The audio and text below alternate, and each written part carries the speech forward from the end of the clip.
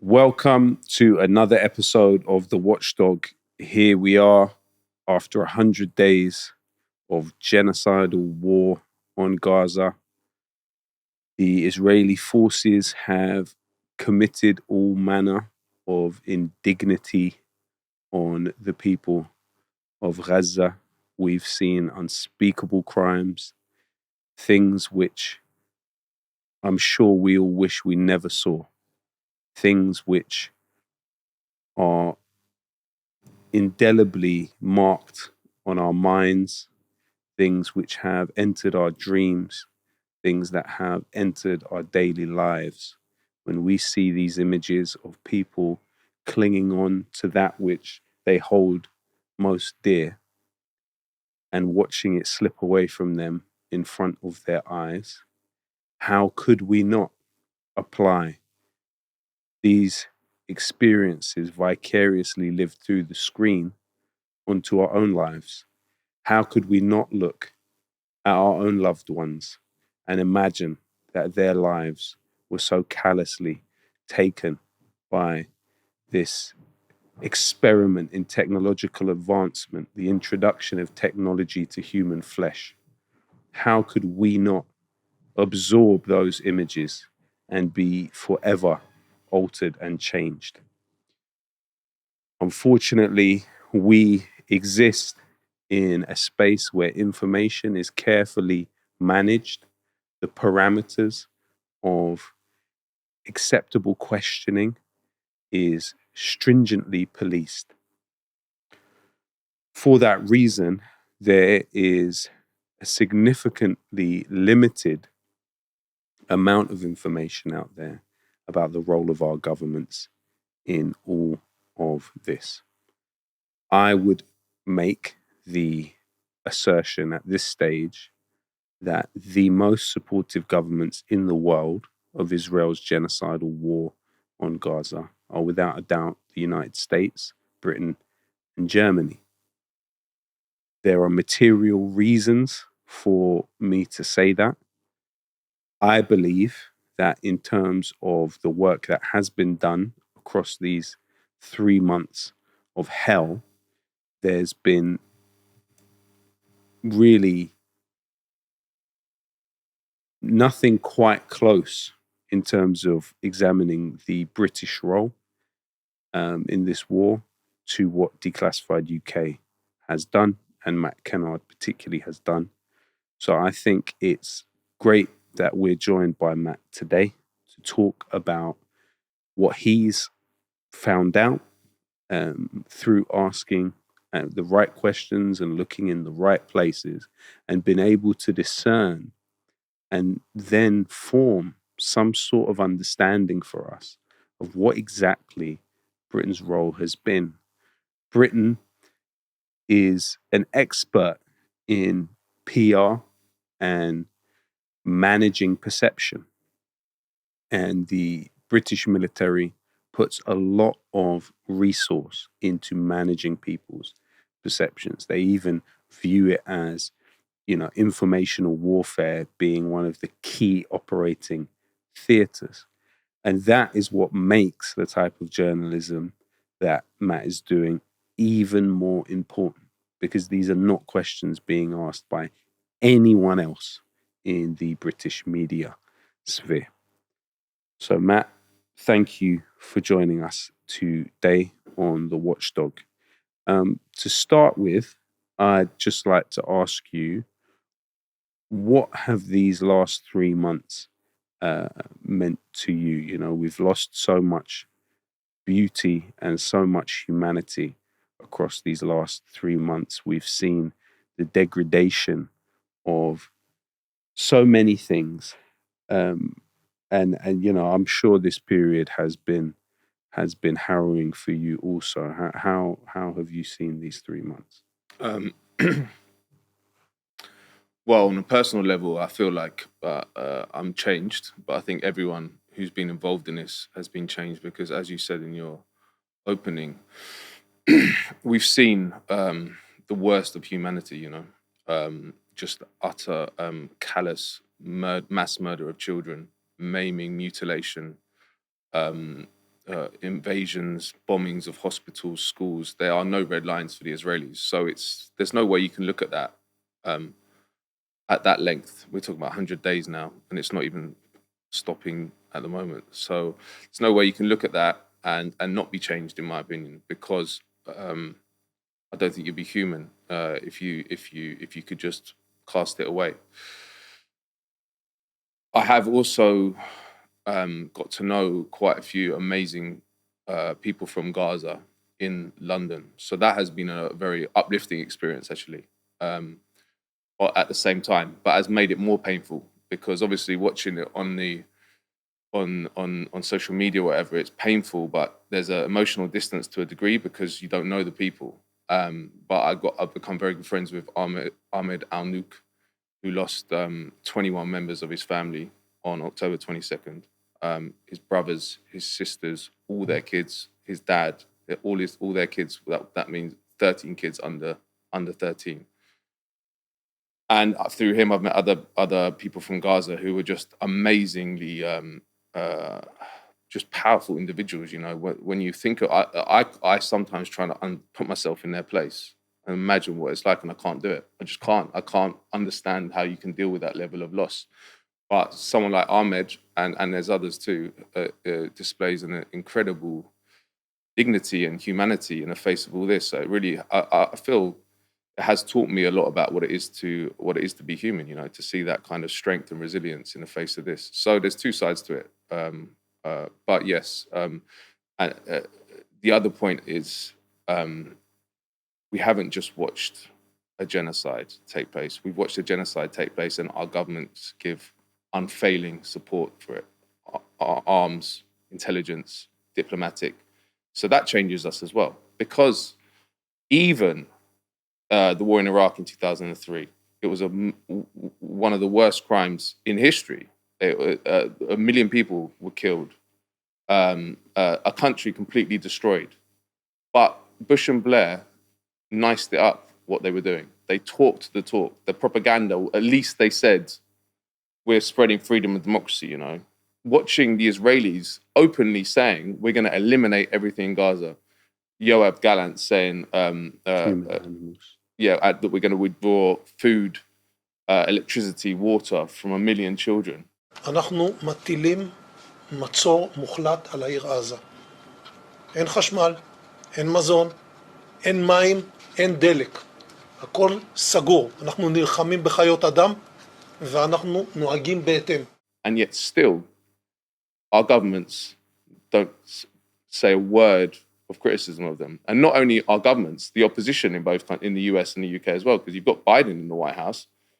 You've got the Republicans saying the same thing as him. Here you've got Sunak saying the same thing as Starmer.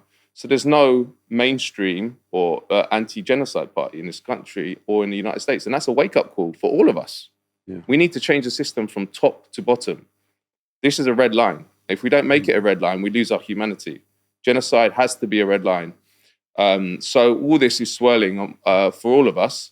But I do believe that it's an inflection point in world history because you and me, we've been working on issues of imperialism, Western imperialism, US imperialism, Israeli war crimes, British war crimes for years. And we've been kind of marginalized, working in little spaces. But now most of that is because people aren't aware of the truth. And now the truth is staring everyone in the face. You know, everyone, a lot of people who aren't even political are shocked by what they're seeing because they're seeing this genocide take place and they're seeing their governments openly support the politicians that are promoting it. And I think that we're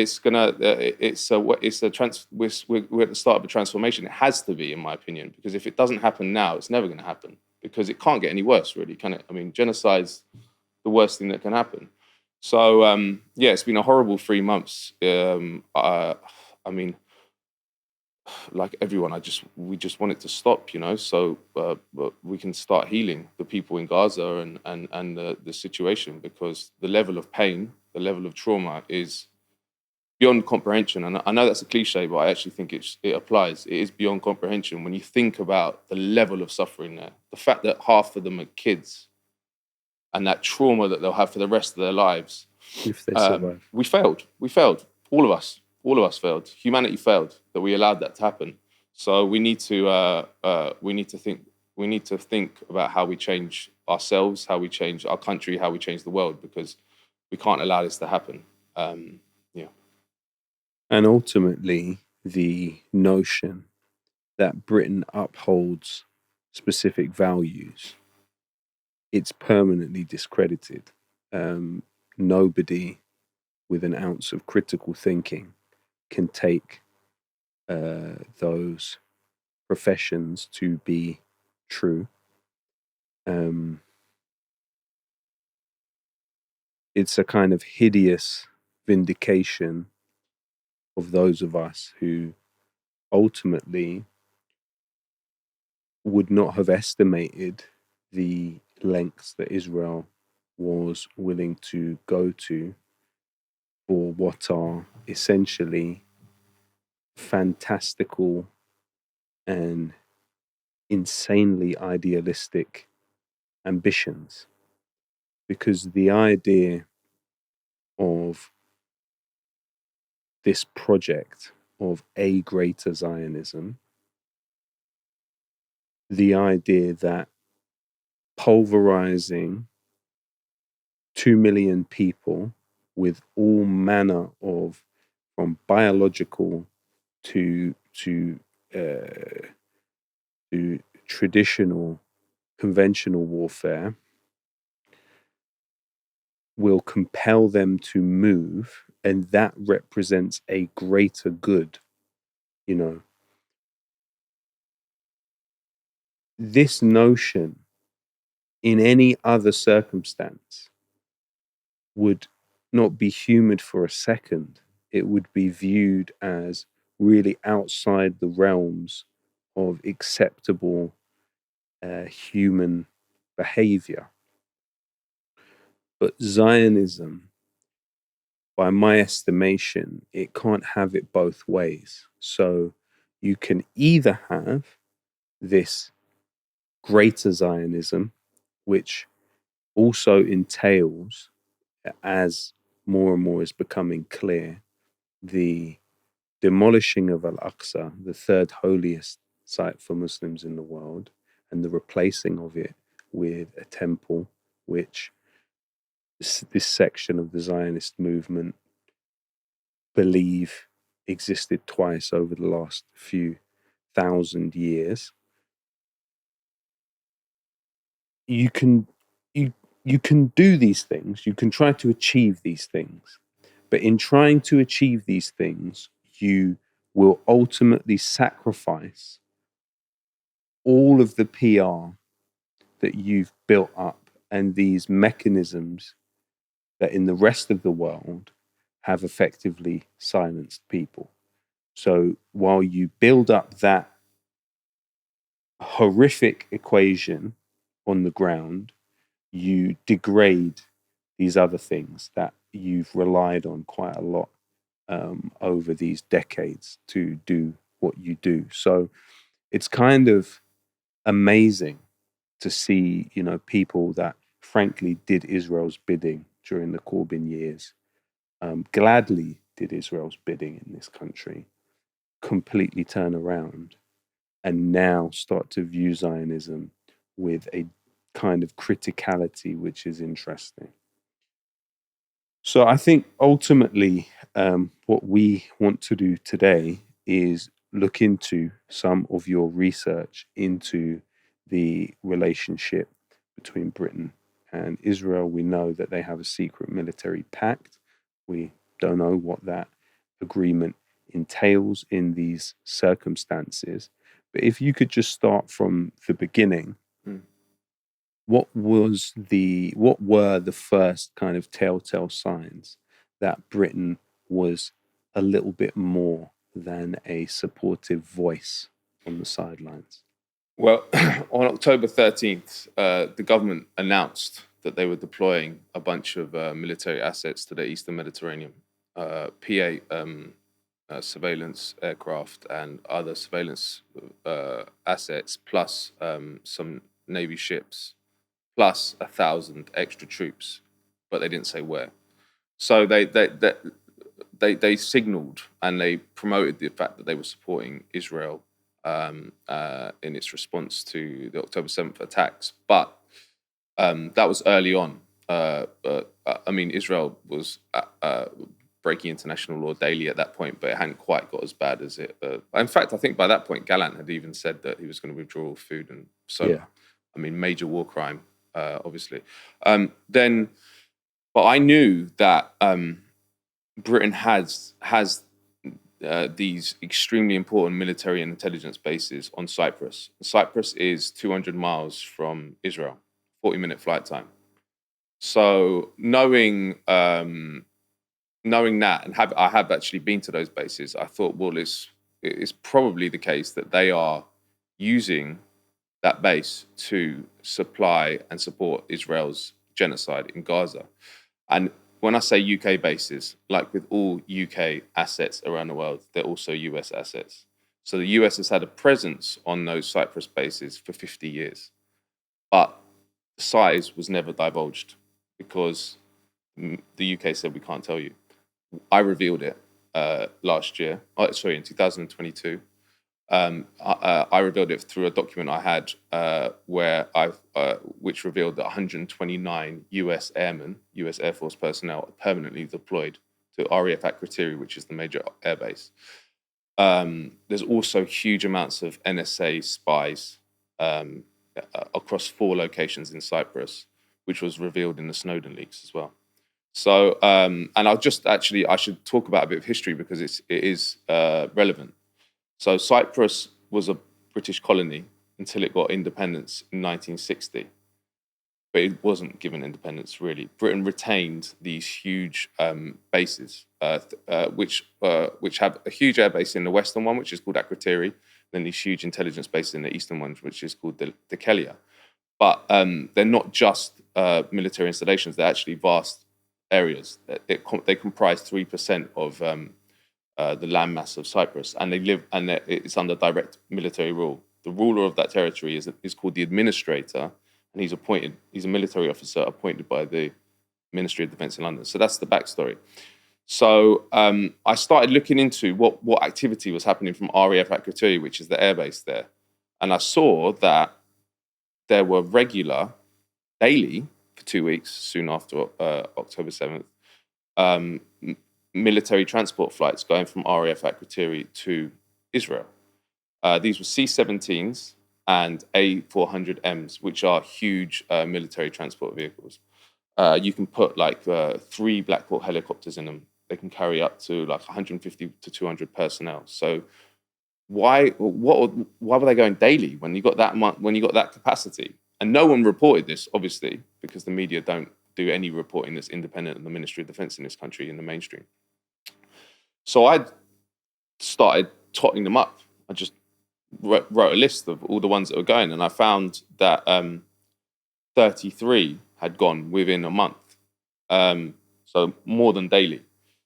And I approached the Ministry of Defence, who initially were just quite surprised that a journalist had actually done this work, and then a bit panicked, actually gave me a statement where they said, okay, we have sent 17, which didn't tally with our numbers. But anyway, so we published that one, and then found, which was much more serious in terms of any potential war crimes investigation into the genocide and the war crimes in Gaza, that the UK base was being used by the United States Air Force to supply weapons to Israel, munitions.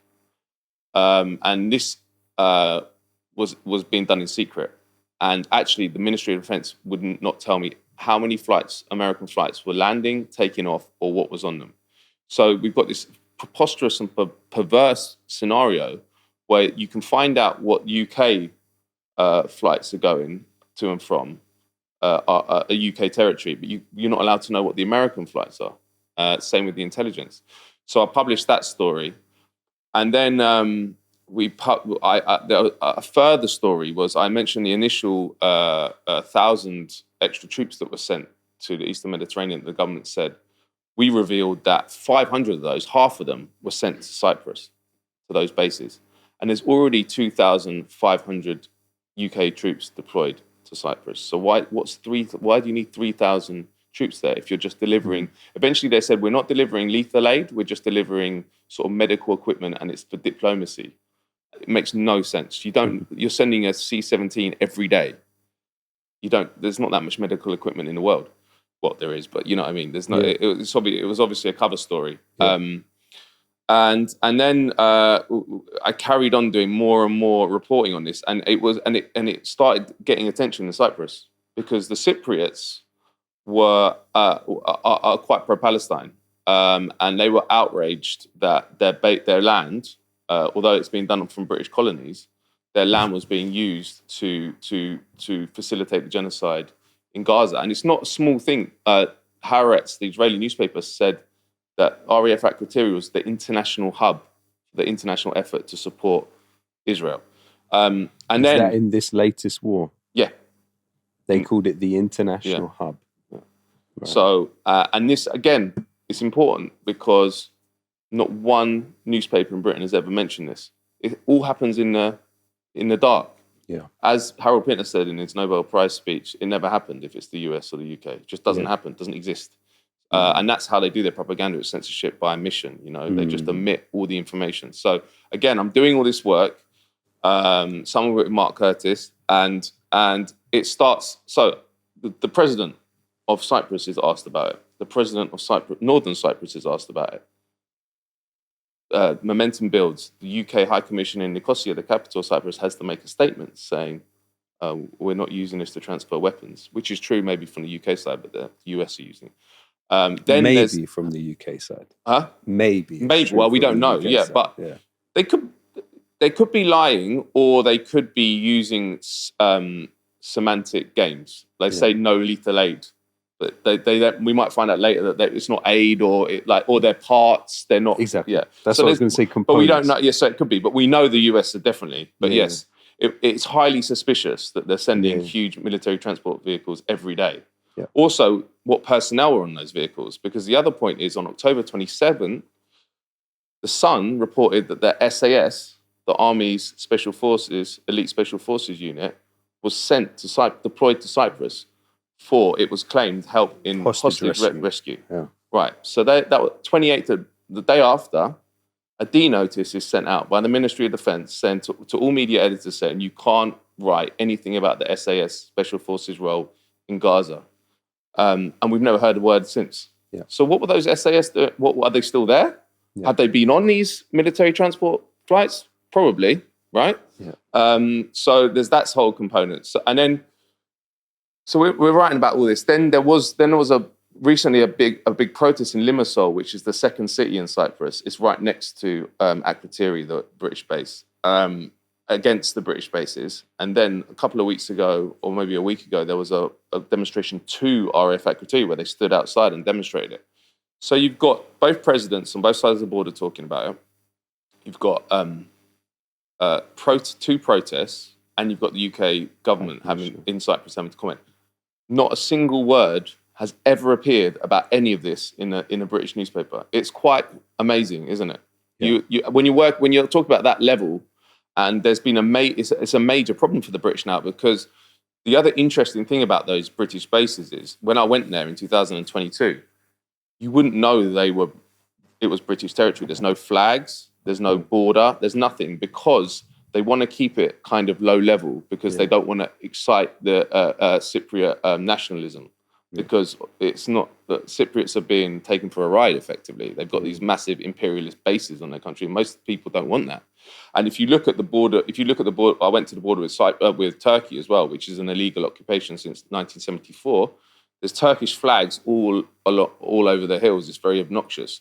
And obviously that occupation is hated by the Greek Cypriots, but so the British don't want the same sort of feeling towards their bases. So this is a real disaster for them, PR disaster, the fact that it's become a major issue and their role in Gaza is being revealed. I also think, just to finish, that there is real worry within the British government about their complicity in war crimes. Because, I mean, Israel's, it might be the first state ever to just advertise their war crimes daily. They post videos of them demolishing civilian property. They post that their defense minister said we are withdrawing food, electricity, and water from 2.3 million people, which is collective punishment, also a violation of the Geneva Conventions. So the fact that the British are trying to stop any information getting out about their complicity, and actually one interesting question was asked about the US flights, because as I said, that the UK has refused to say what US flights are going and what they're carrying. So an MP put down another question saying, okay, fair enough. Are you aware of what's on them? You don't need to tell us on them. Are you aware? Mm-hmm. And they wouldn't even answer that. So they could, if they say they're aware, then they might be complicit. Well, then they could be legally investigated. Yeah. So I think there's real fear within the government because it's so obvious that there's just daily war crimes that any state that's materially supporting them could be in the dock and should be in the dock. And I think if the ICC doesn't put them in the dock, then it might as well just close down because, I mean, what's the point after that? So there's quite a few more elements to that, but that's the general focus has been this Cypriot base, and it really goes to a deeper point. I'll just finish with this, that the British Empire never died. Like there's this narrative that is put out in the mainstream media, from the Guardian to the Telegraph to the BBC, that the British Empire died after the Second World War and the Suez Crisis, and we withdrew and blah blah blah blah blah. And actually, in terms of the mainstream, you're allowed to go on mainstream media and talk about historical crimes of the British Empire and talk about it in the past tense. In fact, it's promoted. These celebrities go on and say, "Oh, we did these awful things." If you start talking about contemporary imperialism and the fact the British Empire exists now, no way, you're cut off. I don't think there's anyone doing it. Yeah. And this is a perfect illustration of that. So we control the Eastern Mediterranean still through these bases in Cyprus, air base, intelligence base, alongside the Americans, and the western choke point, western entrance to the Mediterranean, Gibraltar, we still own. We captured that in 1704. The Spanish ceded it to us in 1713 with the Treaty of Utrecht, and we've owned it ever since. And I also went to Gibraltar, which is a massive navy base, so we controlled the waters around there. So if you look at a map of what was retained by Britain after the so-called fall of empire, Falklands in the South Atlantic, we got based in Brunei. Like we're still a key player. Diego Garcia, and it's nearly all now about just servicing the Americans. That's how we stay relevant. And Cyprus is another perfect example of that. But it is amazing that the media will not touch this stuff because they are complicit. If, as I mentioned, this D notice went out about the SAS involvement in Gaza, which is a genocide. If the media knows stuff or journalists know stuff and are abiding by a D notice, which is voluntary, by the way, they are complicit in the genocide because they could do something. They have a duty to inform the British people of what their government is doing in their name. And my hunch is the fact that there's been no more information since that D-notice went out is that they're abiding by it. The other interesting thing is, how do we even know about the D-notice? Because it was all secret. The only newspaper that received it, that publicised it, was a socialist worker. It's the World Socialist? No, you're right. No, it was a socialist worker, and then the World Socialist website published an article about it. Yeah. But it went to every editor, and so many senior journalists would have known about it, and none of them publicised it. Wow. They never sent one. Wow. They didn't send it to Declassified because they tried it on us once about an article we wrote about British support for the dictator in Cameroon, Paul Biya. And we said, no. They said, we want you to censor this article. We said, no. But the fact that no journalists publicised it and all of them seem to be abiding by it is a disgrace and makes them complicit. Yes.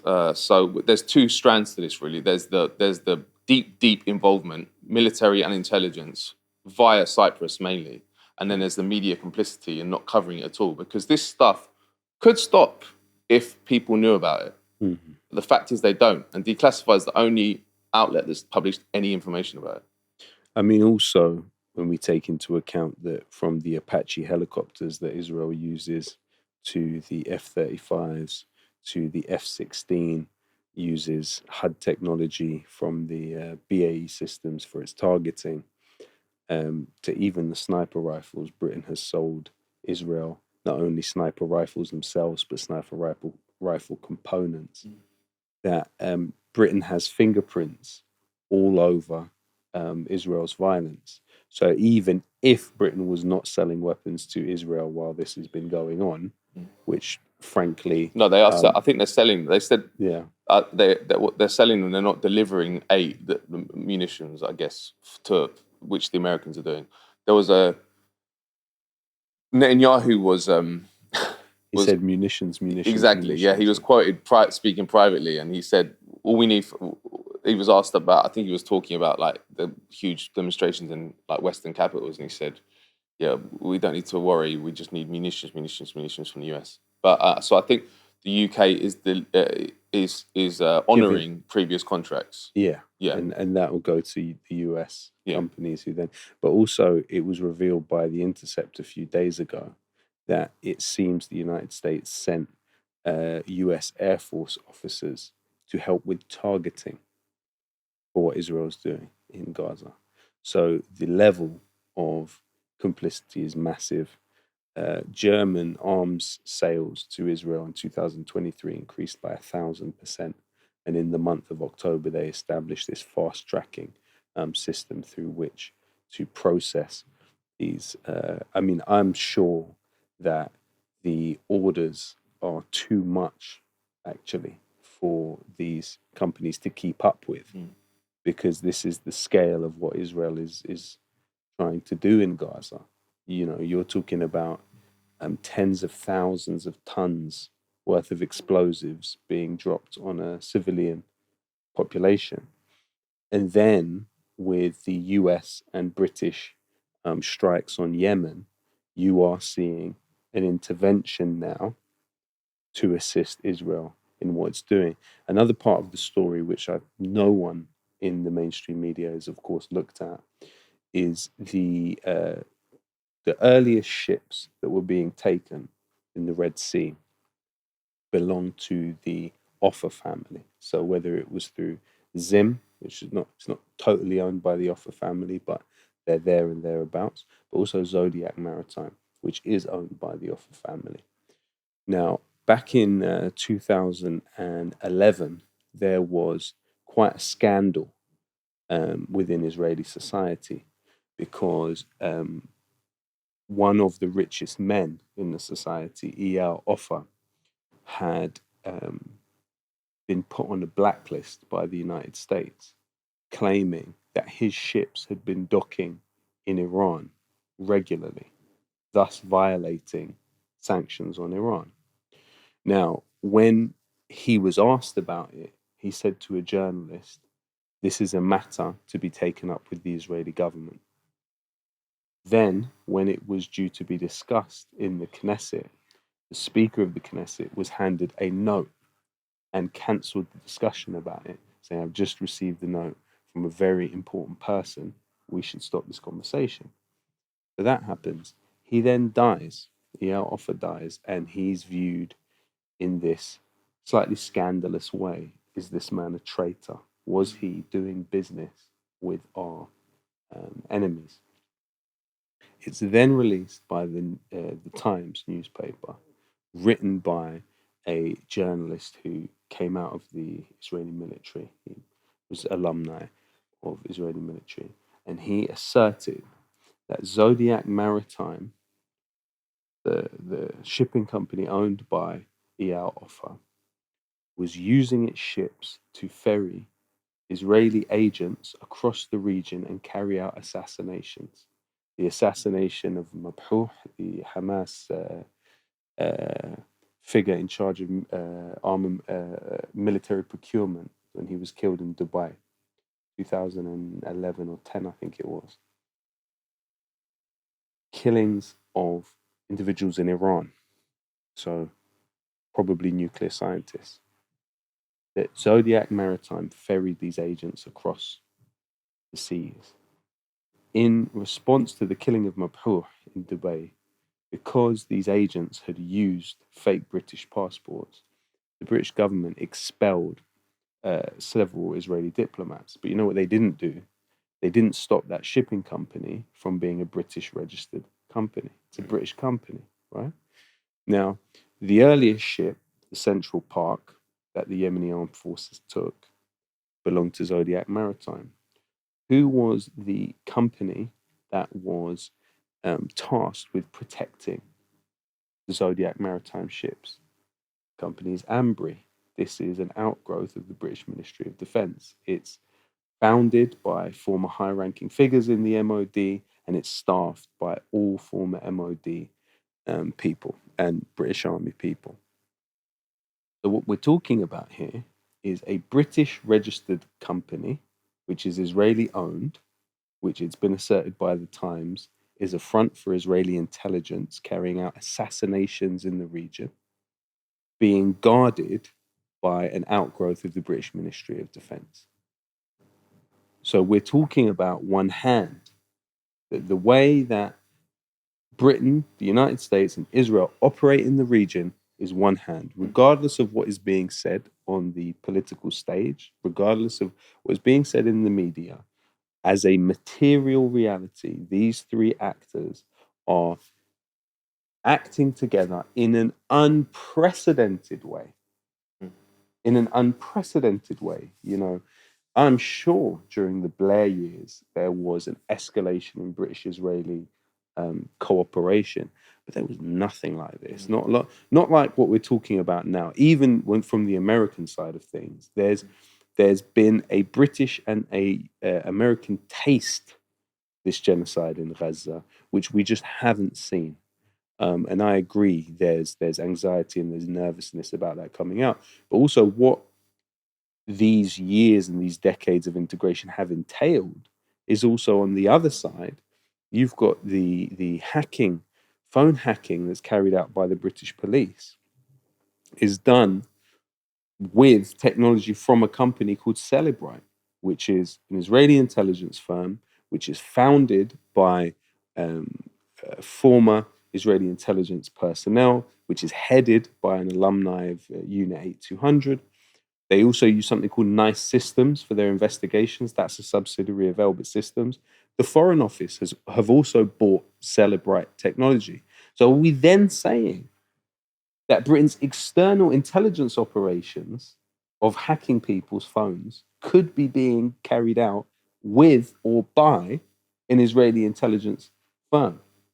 And the CEO of Cellebrite has even asserted in an article that they have remote control access to this information. I mean, this is major issues of the integrity of national institutions, this integration. And what's also fascinating, which I'd be interested to see what you think, is Ben Wallace, who was, if I remember correctly, defense minister at the time the secret military agreement with Israel was signed, or it may have been just before he came in. He's now gone off script because he's effectively accused Israel of war crimes. He's incurred the wrath of some of the Israel lobby's most energetic talking heads. You've also got a major general in the British Army, Charles Herbert. Oh yeah, I've seen him online.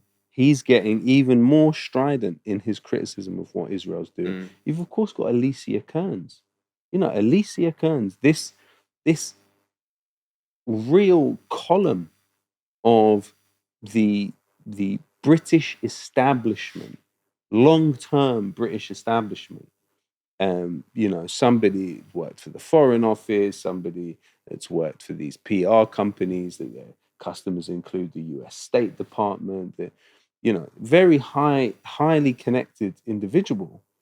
She's done far more than anyone in the Labour Party, for instance, to hold David Cameron to account, for example, in the kind of the select committee hearings. She's been absolutely tying him down and trying to get him into a position where he acknowledges that he's received advice saying that they're breaking the law. I mean, this is massive. She's now taking us to a point where later on Britain could be prosecuted for this stuff. What explains this? You know, are we seeing a split in the British establishment between those who are part of the pro-Israel side of it and those who are seemingly asserting some form of sovereignty on this issue.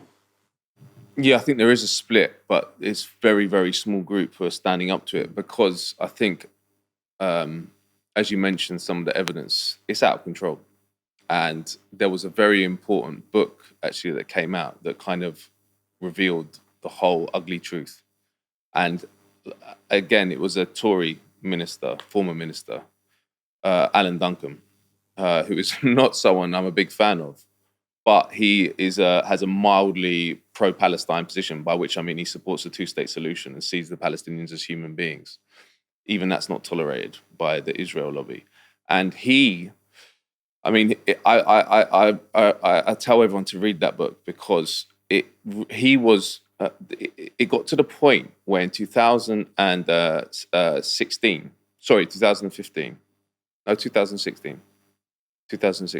he was due to be appointed Middle East foreign minister. So the foreign minister in charge of the Middle East. Boris Johnson, the foreign secretary, agreed with it. Theresa May, the prime minister. Subsequent to that, the Conservative Friends of Israel, which has never disclosed its funders and is basically a front group for the Israeli embassy. I don't think that's conspiratorial to say that. Stuart Polak, a major figure, was the one that organised all Priti Patel's off-radar interviews with Israel that got her fired from a ministerial position. Eric Pickles is another major figure. So those two figures called up the Prime Minister of Britain and basically said, you can't do this.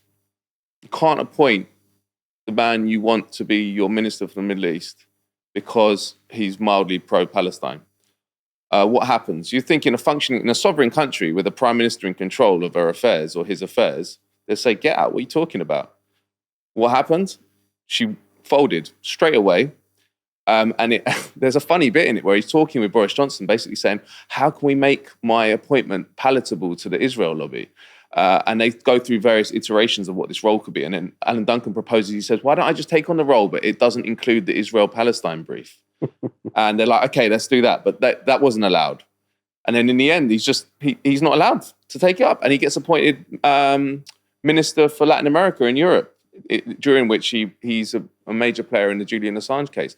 But he talks about going to see the permanent undersecretary at the Foreign Office, Simon MacDonald. And he's just saying to him, remember what happened here. This is outrageous. We have a foreign power overruling the prime minister of the country. And the term he uses, entrenched espionage. And there's many other examples of it as well. And it doesn't just go for the Tory party, it goes for Labour as well. I mean, we did some work at Declassified UK. John McAvoy actually did an article where he found that 2/5 of Keir Starmer's shadow cabinet, including Keir Starmer, had been funded by Israel lobbyists. I did a story during the last Gaza attack by Israel, which found that a third of Boris Johnson, who was then Prime Minister, his cabinet had been funded by the Israel lobby or pro-Israel groups or the Israel state directly, including Boris Johnson, who was sent to Israel for a propaganda tour when he was a low MP. So you have this massive infrastructure, but you're not allowed to talk about it. In fact, you're not even allowed to say the term Israel lobby. And that because it's conspiratorial or it's anti-Semitic or all these terms. And that is why it's got out of control, because people are scared to talk about it.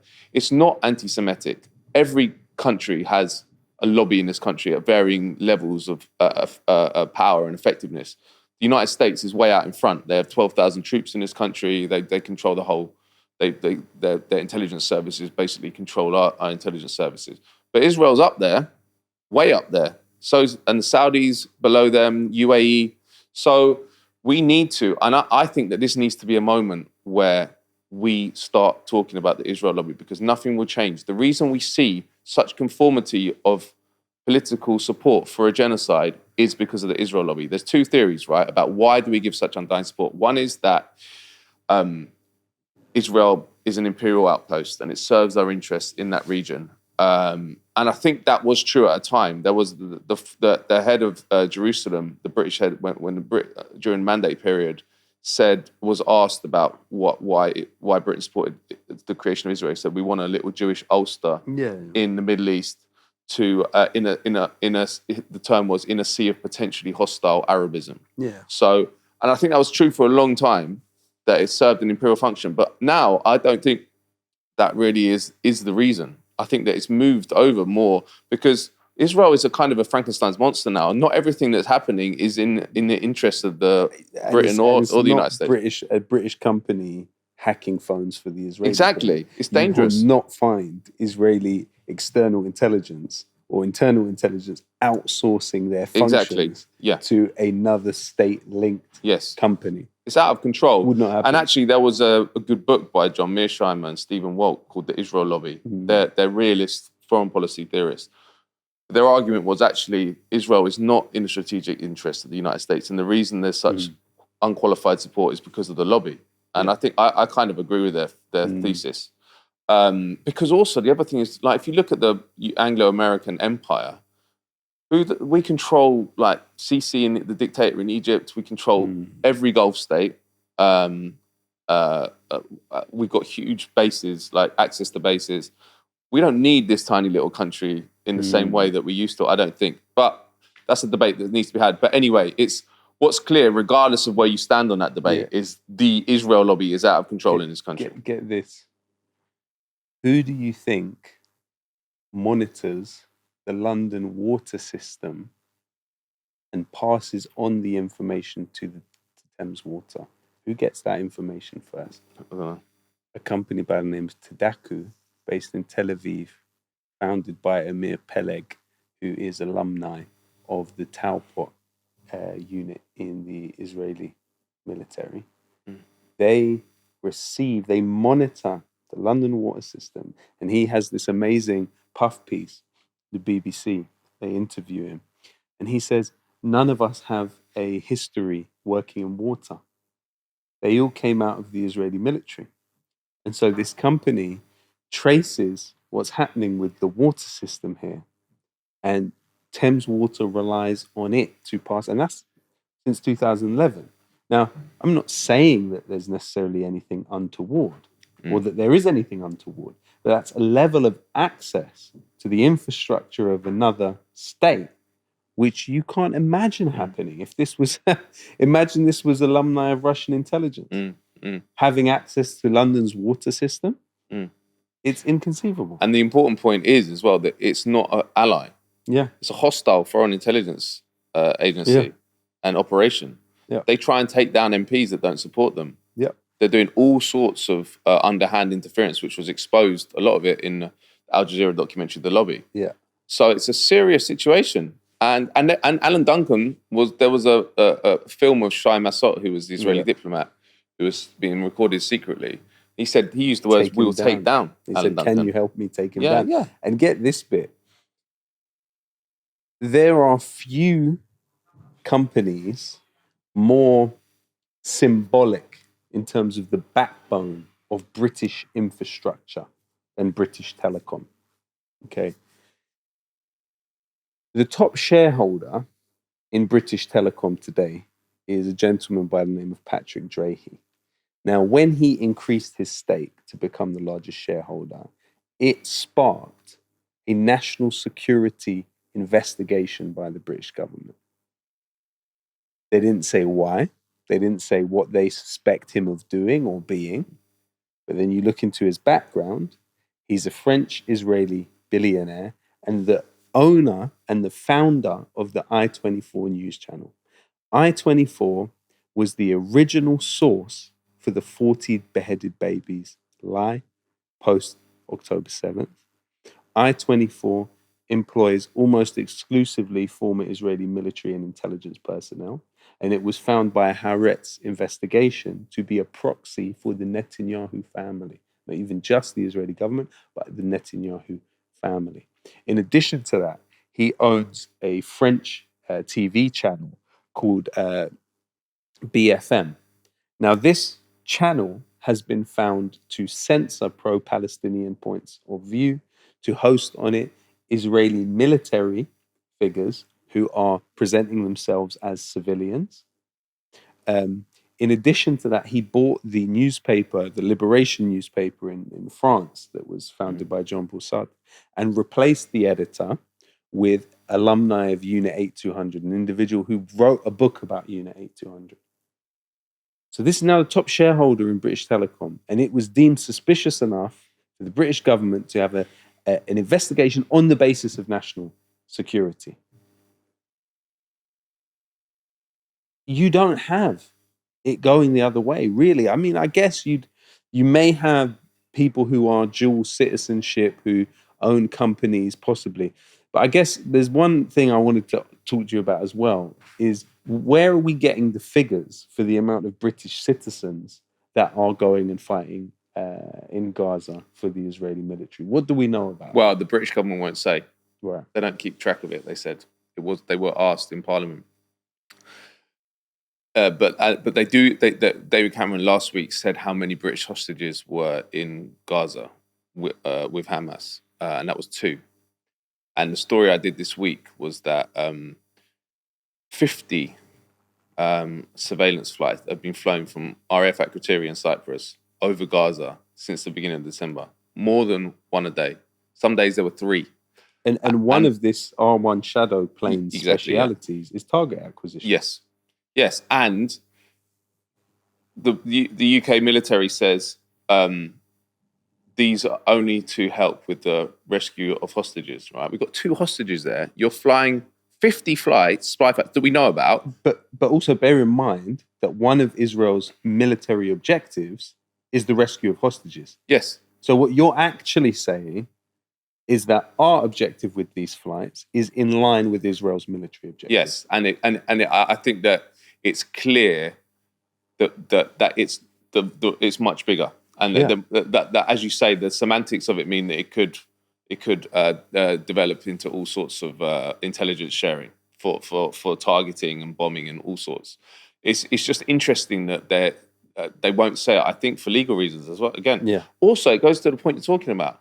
Why do they need the R1 Shadow from Britain flying over Gaza? We know what they're on the ground there.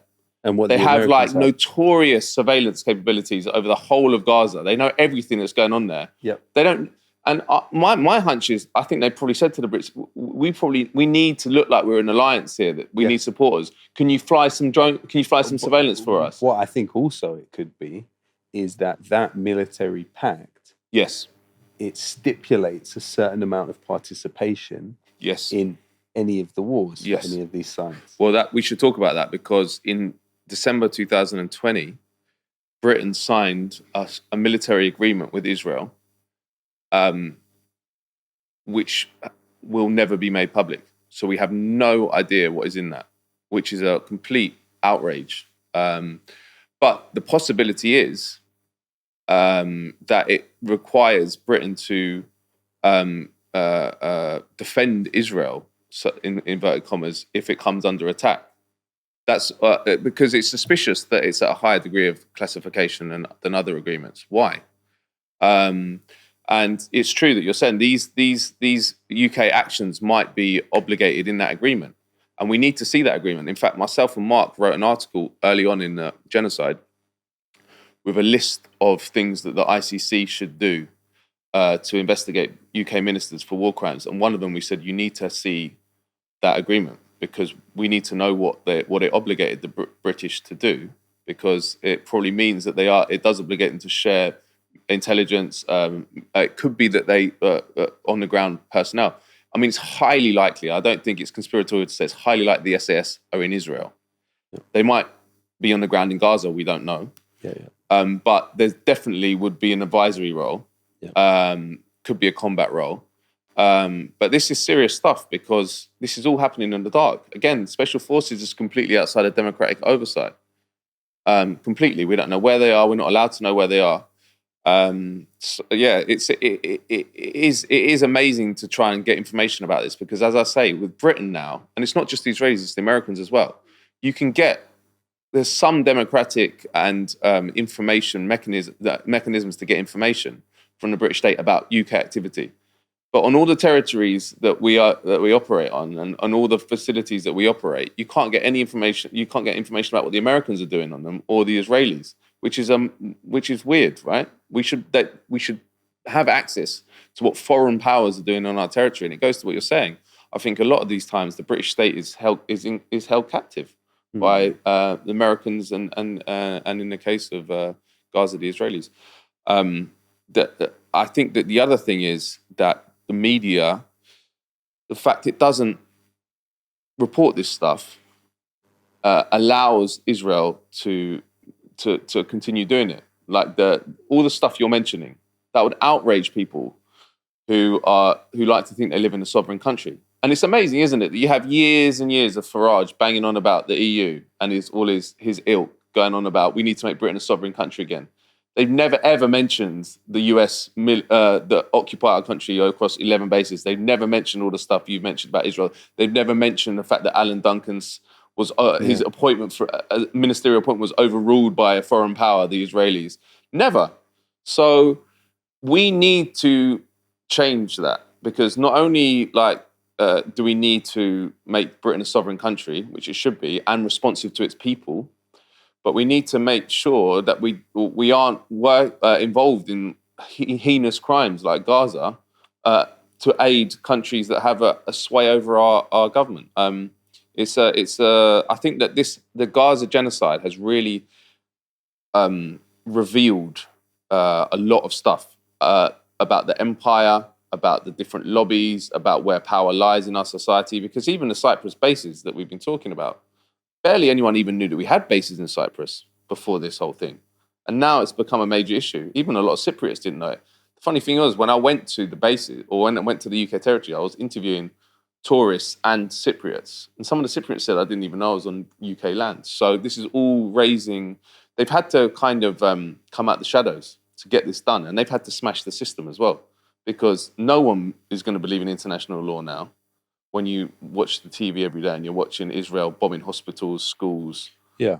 And also it sets a precedent, because Israel, in their interviews, stated that they'd seen what had happened in Yemen, for example, and maybe we can touch on that. We should. And they are acting on what they saw was the level of tolerance that people had for this type of depraved war, and they said, well, why are you picking us out? Saudi Arabia have just done this, and they own X, Y, Z in your society. They have a respected position. Jamal Khashoggi, ultimately his case is a dangerous one for people like us. Yes, because if they can get away with killing a journalist in the way they did, then it's not inconceivable. Obviously Najib Ali was killed here by Palestinians who were working for Israeli intelligence. It's not inconceivable that Israel could take similar kind of actions as the killing of Jamal Khashoggi. Yeah, if they've seen that precedent. Well, yeah, there's 2 points. Like the Yemen point should be talked about, because Yemen was before this. A lot of the work that Declassified did was about the British role in Yemen. Again, completely covered up by the media. Yeah, but Yemen was the worst humanitarian crisis in the world for a long time. Millions of kids on the brink of starvation from a man-made famine. 85,000 believed to have died. 85,000 children, and a brutal air campaign from the Saudis, which included bombing school buses. 2018, they killed 40 kids. They bombed churches, farms, funerals, everything. I interviewed Molly Maridi, who was a Foreign Office lawyer during part of the Yemen air war by the Saudis. She started crying because she said that the Saudis had absolutely no red lines. They had no compassion at all. They just were like the Israelis, same philosophy, and that the British were heavily involved. And funnily enough, also comes back to Cyprus, because every week a flight would go from Wharton, which is the BAE factory near Preston, to Cyprus, to Akrotiri, RAF Akrotiri, stop overnight, and then fly on to Saudi Arabia with parts and other cargo to maintain Typhoon fighter jets, the BAE ones that the Saudis used to bomb Yemen and other things. And that was not picked up at all. And it was horrendous. The British role. Ministers should have gone to the ICC for Absolutely. that. It's never been raised even in an interview. I remember in the Tory leadership election. I was just thinking, we live in such a bizarre world, because I saw them asking questions about all these irrelevant sort of ancillary issues. And I'm saying, do you know these guys have been arming the Saudis while they've been literally destroying Yemen them with targeting everything? Three UK military personnel were based inside the Saudi Air Operations Center for the whole time. And then you've got like 12 military officers that have been embedded in the Saudi armed forces since 1964 in what's called the White Army, which is the made up of tribes loyal to the House of Saud.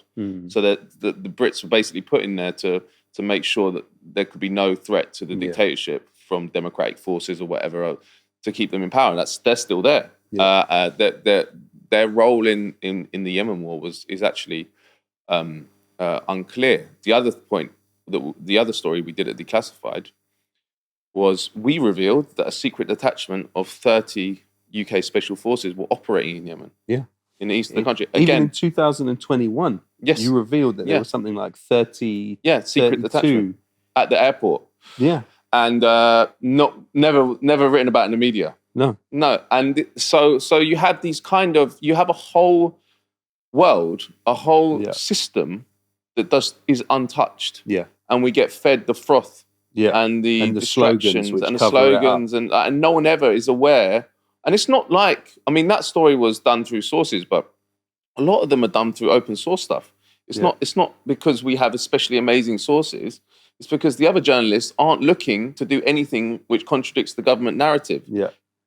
The government creates the narrative. It goes directly into the heads of the journalists, and they write it all down. Exactly. And there's and it's all done through just omitting anything. It becomes officially sanctioned truth. Exactly. And everyone thinks, we have a fourth estate. We have a democratic society, so journalists are keeping a check on governments, but they're not. Same goes for corporations; they're not at all. That is the fundamental thing that we need to change. And as I said, with Gaza genocide, I think that the contradiction between what we're getting told in the media and what people are seeing on their screens has become so extreme that this is a moment for transformation. It has to be, because we're never going to get this contradiction that big. And we need to take advantage of it. And my belief is we need to boycott the mainstream media, because even parts of the left, I feel like they give a free ride to the Guardian. Even Jeremy Corbyn, who was a real threat to the whole system that we're talking about, he was basically ruined by the Guardian and still writing comment pieces for them. And I was just saying, people need to get a bit braver and stop participating and collaborating, because Declassified, we have a position where we don't collaborate with the mainstream media because we think you get changed. But I am hopeful although we've seen such horror, I am hopeful that there's been an awakening. I don't know if you agree with that. No, undoubtedly there has been an awakening. I think the relationship between perception and material reality is one of those things that's kind of impossible to quantify. And the extent to which we will be able to wield that weapon of people's perception in terms of affecting what will happen. Israel has a few more wars in it. It's gonna take Lebanon to war. What I have to say is that I believe that there also needs to be serious analysis of how forces of resistance in the region have been able to do what they've done. Because from whatever angle you look at it, the Saudis, when they were hacking the phone of Jamal Khashoggi, they did it with Pegasus, right? Which is NSO spyware, which is an arm of the Israeli government, meaning they're outsourcing external intelligence functions to the Israelis. They've also used Celebrite too. The UAE, for example, used Celebrite in a deal which was brokered by the head of Mossad. So that's the only alternative. The only alternative in the region to these resistance forces who, yeah, it's messy, but they're doing it. They're working and they're trying with means which are limited in comparison to their opponents, but they are disrupting the smooth passage of power in that region. And I think sometimes here what happens is we've got young activists full of passion, young people full of passion, but they are essentially caged by a liberal misleadership which functions to redeem the political system. It functions to try and testify to there being something to salvage within the political system. And so they think that lobbying the British government and kind of positing it as a neutral arbiter has some type of worth. It's completely worthless. It's completely useless.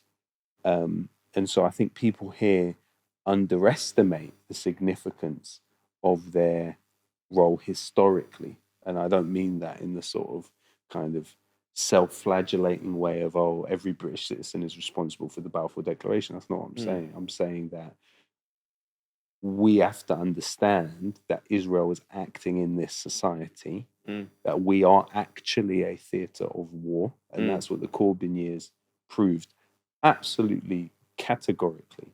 Britain is a theatre of war for the Israelis. You either see that or you don't, but it will affect you and it will have some type of sway on your life. Of course, the Americans, and so we have to get real about this. And I think that's what is so important about the work that Declassified has done during this time, is because it's given, even in a situation where the British government are trying to obscure a lot of this, it's given a form of clarity, because the alternative to that has been just appealing to the British government for a ceasefire. No. Britain's a direct participant. Britain is a direct participant. Stop the war. That's what we need to say, rather than ceasefire now, call for a ceasefire now. They're not going to call for a ceasefire. You know, and I tell you, they've done some quite, most of it hasn't been very successful, but they've done some interesting psyops during this period. So when David Cameron and the foreign minister of Germany put out this article saying, we're calling for a sustainable ceasefire. A sustainable ceasefire. So they have the headline, British government and German government calls for a ceasefire. What the article actually said is, we don't believe calling for an immediate ceasefire is the way forward. What we want is a sustainable ceasefire, which is the end of Hamas, and . This is psyops, because then you're basically trying to blow the steam out of demands and demonstrations by saying, it's a sort of abusive gaslighting tactic of how people deal with situations.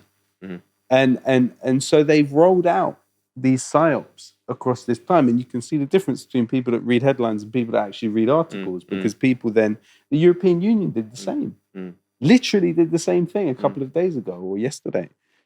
Now we've got a resolution for a ceasefire. Well, it's not. If you actually look at it and you read it, that's not what it's saying. I agree. I think that there's two things that need to come out of this, and they're the two reasons why we are in this pickle. And it's because people have not been brave enough, and there are a lot of obstacles and reputational risks to talking about the two things I'm going to mention, but we have to go there to stop. And one is the Israel lobby, which we've discussed, because it has an inordinate amount of power, and it's a large part of the reason why we're supporting the genocide and we're supporting the occupation of Palestine. The other one is Zionism, because Zionism is a red line for a lot of people, even on the left. you can criticize Israel and what it's doing, but you can't talk about Zionism. Now, Zionism is not special. Zionism is the latest in a long line of settler colonial ideologies from Manifest Destiny, which the Brits and the Christians used to wipe out the Native Americans, the civilizing mission, white man's burden, all that stuff. That's Zionism. It's no different. One of the key inspirations for Theodore Herzl, and somebody that he wrote to incessantly to try and get his support, was Cecil Rhodes. Yeah. So we need to situate Zionism within that lineage and take it out of the emotional identity politics. Exactly space. that, and also take it one of the major propaganda victories, actually, because they've successfully done it in large parts of it, is to present Zionism as a progressive thing, as a left-wing, a liberation movement, and it's the opposite, because it's a ideology which is a supremacist ideology that's based on the expulsion, ethnic cleansing of the indigenous people of Palestine. But there's nothing progressive about that. Absolutely, but you know what's dangerous now is that once they subjugated the Labour Party under Corbyn, all institutions, including the police and the CPS, technically adopted the IHRA definition of anti-Semitism. What we're now seeing on the streets is the application of that in legal cases. Yeah. And that's what they've been targeting, because the thing they struggle with is the police, the CPS, the judiciary, and juries. But my opinion about why they're so intent on criminalizing anti-Zionism, or at least conflating anti-Zionism with anti-Semitism, is because the product, Zionism as a product and Zionism as a brand, there's a massive mismatch. As I said, the branding is all about the aggressive. The product is a brutal, fascistic, military occupying power. And I think that more and more, day by day, those two things are becoming further and further away in people's minds. Yeah. So they have to be more. They have to there has to be a disciplining mechanism, because people are slipping the leash now on that. That people are getting braver. I've noticed it since the Gaza genocide. People are not obviously, if you tweet about this stuff, you get about 1 million replies saying you're a Nazi, you're an anti-Semite and stuff. But people brushing it off now in a way that they didn't. It would scare people before. Yeah. And obviously it's anti-Semitic in itself, conflating anti-Zionism and anti-Semitism, because Jewish people don't want to. Not all Jewish people are Zionists, and not all Zionists are Jewish. It's two different things. Also, the person that coined the phrase Zionism, Nathan Birnbaum, who was a peer of Theodore Herzl, later went on to become an anti-Zionist. Right. I tell you what, we haven't touched on, which we need to at some point, is Rupert Murdoch. Because bear in mind that when Mordecai Vanunu blew the whistle on Israel's nuclear program, he went to the Sunday Times. At the time, Andrew Neil was the editor of it. Simultaneous to that, News Corps International had a subsidiary called the NDS Group. And the NDS Group was staffed and headed by a gentleman called Abe Peled, who was from an infantry officer in the Israeli military. It also had a head of security who was the deputy director of Shin Bet, Israel's internal intelligence agency. It had several other figures who were former Israeli intelligence and military.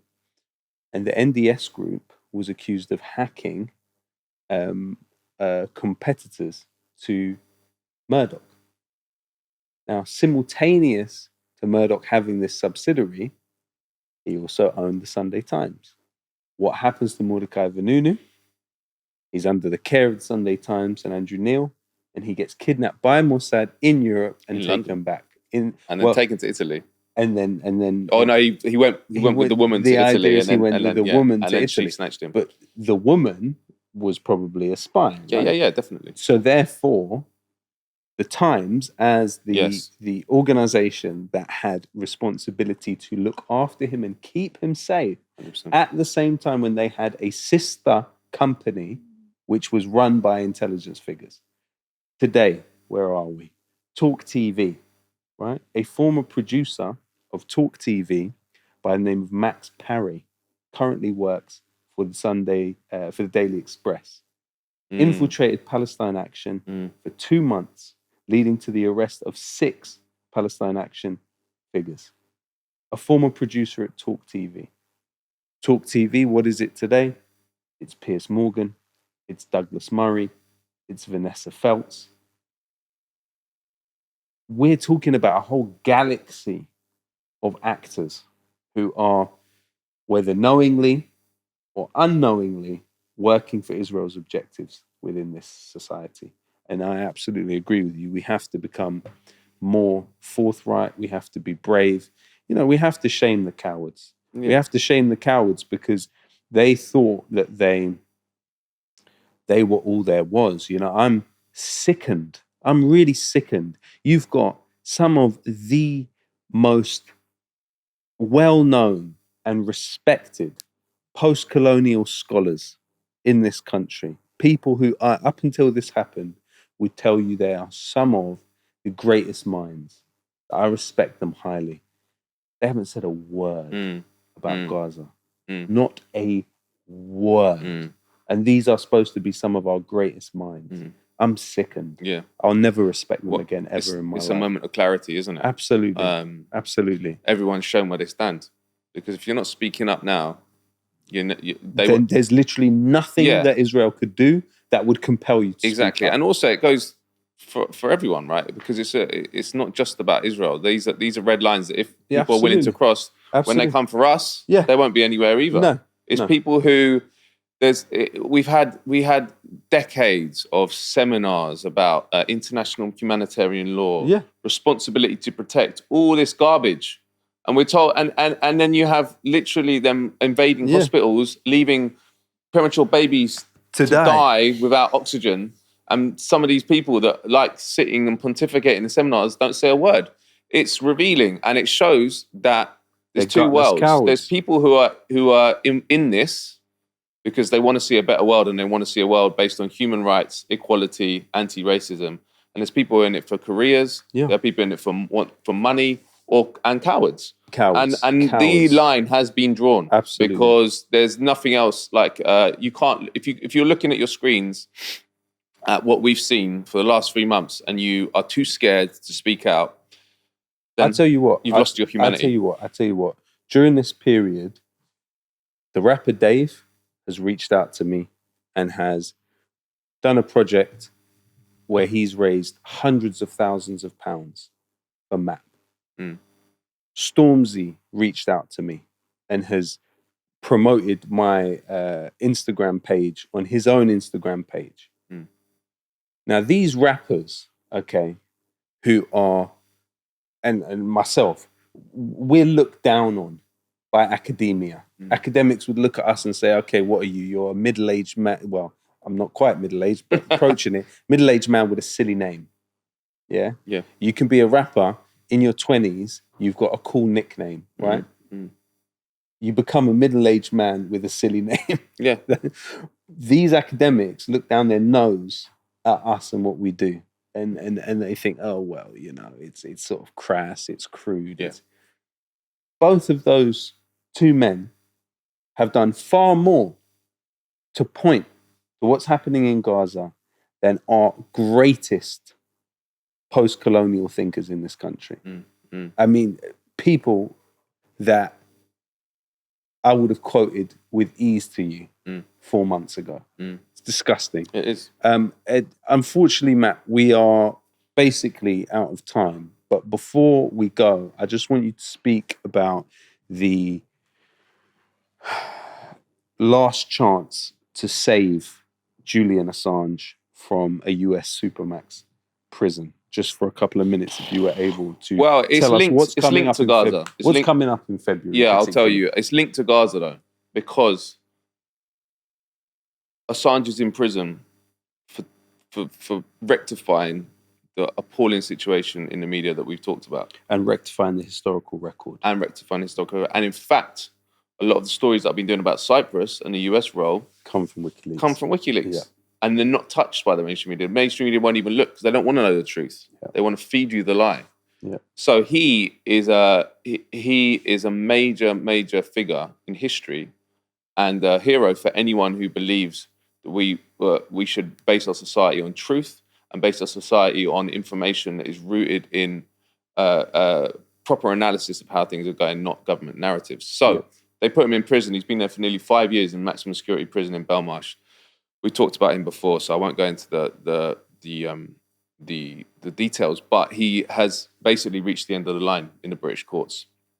In February, I think it's 20th and 21st, there's the final appeal of the appeal. He wasn't able to appeal the original verdict, and now they're appealing that lack of appeal, if you see what I mean. Yeah. So, and when that decision comes down, my sense is that they will put him on a plane that night. There is the European Court of Human Rights. Now, that is a body that the UK, that it's very, very rare that the UK discounts what they say, but they can. And in the case, I've followed this case for years now, and there's absolutely no adherence to due process or rule of law or any of the things. It's all out the window. So my sense is they'll just sack it off the ECRs. I hope I'm wrong, and I may be wrong, but essentially it's the end of the line. And then he goes to the United States. And I mean, the fact he's not broken is a major lesson for anyone about the resilience of humanity. Because Absolutely. you think about that, man. Belmarsh is a nightmare. It's where they put terrorists, rapists, paedophiles. He's been there for nearly 5 years. He's got 2 little kids who he's never seen as a free man, or hugged as a free man. And he's never been convicted of a crime apart from skipping bail. He's been there for 5 years. The only crime he's been convicted of is skipping bail. So it's completely irregular. And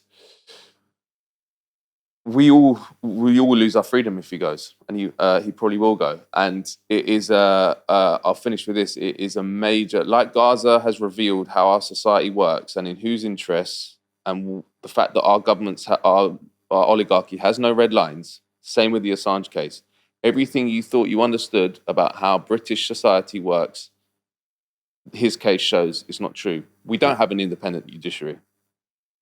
We don't have an independent prison system. We don't have a political system that believes in the free press. All these things that you're taught when you're at school, or you're made to think that and they're telling you are British values now. And telling you are British values. They're not. They are up to a certain point. If you push too hard, they're all out the window. And it's a real disgrace. And again, it goes to the media again. Declassified, this case has been a joke, an absolute joke from the start to finish. Yeah. The fact he's in Belmarsh is one element of it. The other one is that the Alan Duncan, who I mentioned earlier, who was the main minister that negotiated his expulsion from the Ecuadorian embassy, he's 40-year good friends with the High Court judge who overruled the original extradition ruling, which said he shouldn't go. Yeah. So, and it's riven with these, and not one story we've done has ever made it into the mainstream media. One really powerful one I thought was that we found that 15 UK government personnel had been assigned to the secret police campaign, Operation Pelican, springing from the embassy. Yeah. 15, what? I mean, that's outrageous and completely irregular. Yeah. So it's scary. I think that his case is scary to anyone who looks into it because, as I say, it makes all your assumptions about the society you live in are out the window. Yeah. And I would say to anyone who's listening, get out there on February. I think it's the 20th and the 21st. Yeah. They're calling it Day X. It's a day when British democracy is on trial, the free press is on trial, and we as human beings, we're on trial too. Absolutely. So just to wrap up, we are saying very clear to you,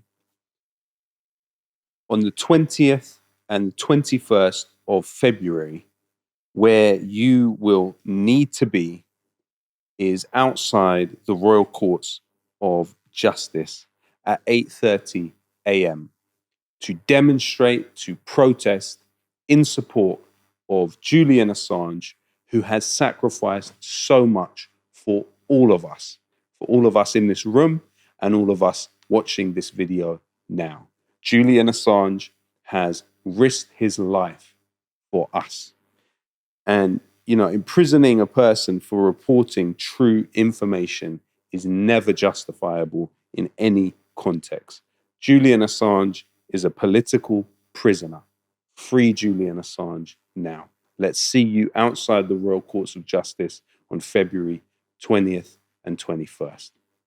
Thank you for joining us today on The Watchdog. Thank you to Matt Kennard. See you next time.